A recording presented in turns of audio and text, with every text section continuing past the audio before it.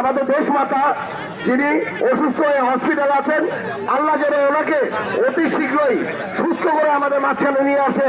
Even এই 12 তারিখের নির্বাচনের পরে যাতে ওনার মাধ্যমে যেন নির্বাচনটা সফল হয়, এটা আমরা চাই নাকি চাই না?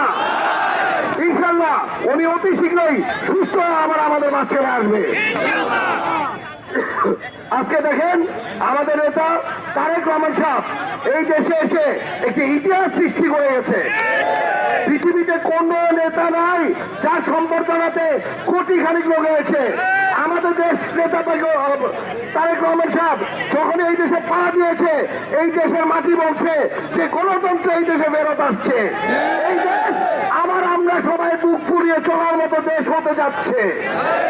ইনশাল্লাহ অতি শীঘ্রই উনি প্রধানমন্ত্রী হয়ে এই দেশে আমাদের যত মা বোনদের যত দুঃখ আছে, আমাদের যত দলের নেতা, আমাদের যত নেতাদের যত কষ্ট হয়েছে, যত ত্যাগ দিয়েছে, এই ত্যাগের বিনিময়ে ইনশাল্লাহ এই দেশকে আবার আগায় নেওয়ার জন্য আমাদের নেতা তারেক রহমান সাহেব এই দেশকে আগায় নিয়ে যাবে।